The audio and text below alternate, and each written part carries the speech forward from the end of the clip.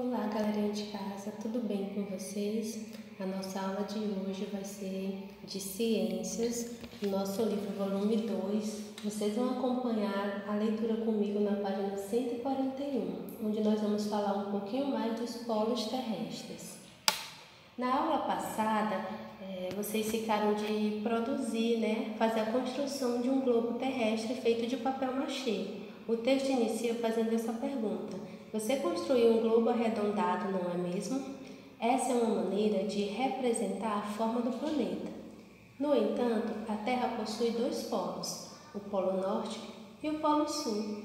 A superfície dos polos é um pouco achatada e é justamente por isso que nós não podemos dizer que a Terra é uma esfera perfeita, A gente observa aí na imagem do globo terrestre, Tá a indicação aí na parte superior, em cima, o nome Polo Norte, e na inferior, embaixo, Polo Sul. O que a gente está falando aqui nesse momento? Que a Terra não pode ser considerada uma esfera perfeita, justamente porque os polos eles são levemente achatados.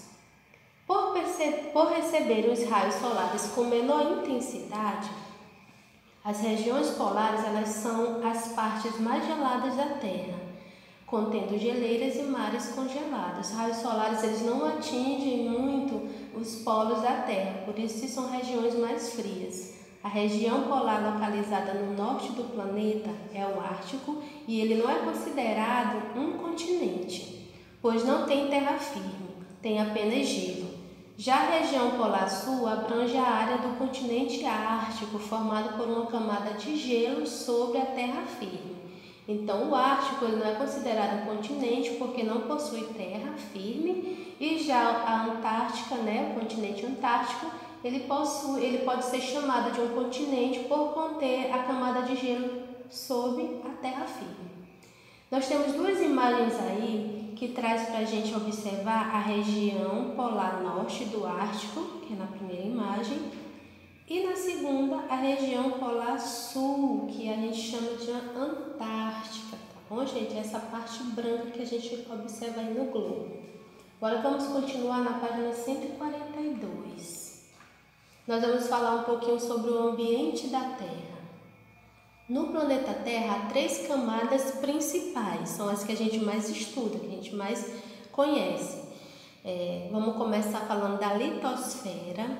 A litosfera é a camada sólida composta de rochas e minerais que representa também a superfície dos continentes. Então é a camada de rocha, de minerais, é a camada sólida.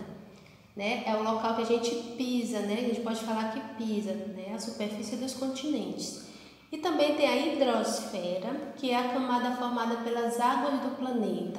Então a gente vai considerar aí na hidrosfera todo o ambiente aquático, os mares, os oceanos, os rios, os lagos, as geleiras também. E nós temos a terceira, que é a atmosfera.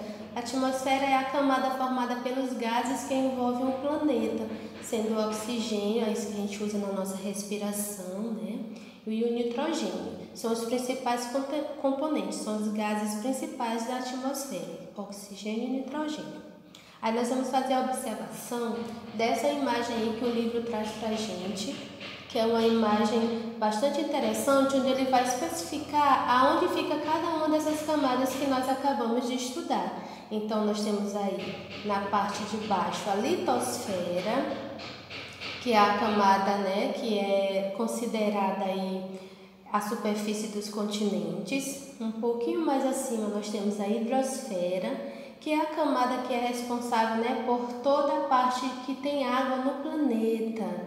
Um pouquinho mais acima nós temos a atmosfera, que é conhecida como a camada dos gases, Como a gente viu aqui na leitura, os principais oxigênio e nitrogênio.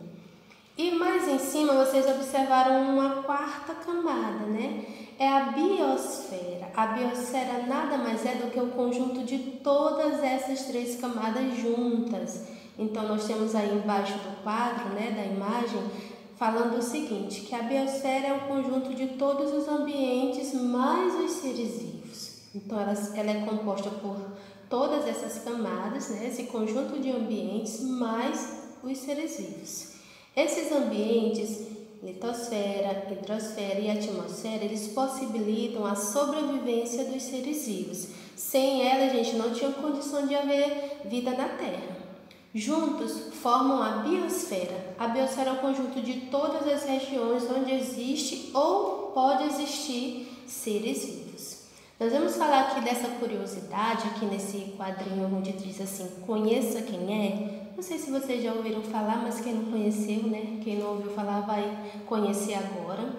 O astronauta russo Yuri Gagarin, ele foi o primeiro homem a viajar para o espaço e dar uma volta completa em torno da Terra. Olha que legal, gente. Isso aconteceu no dia 12 de abril de 1961.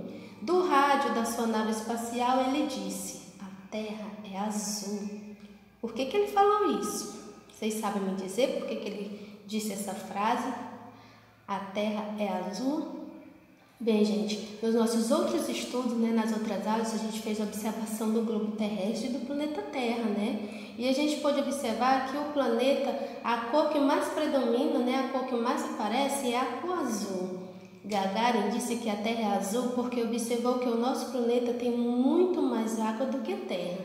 A gente observa aí na imagem o Yuri Gagarin, né, o astronauta, e embaixo a representação da Terra, como outras que a gente já viu no nosso livro, né, que a maior parte da Terra, a gente olhando, né, assim, de cima, né, ela é azul. Por quê? Porque a Terra possui mais água do que terra, né? Então, por isso a gente considera até o planeta água, né? Por conta disso.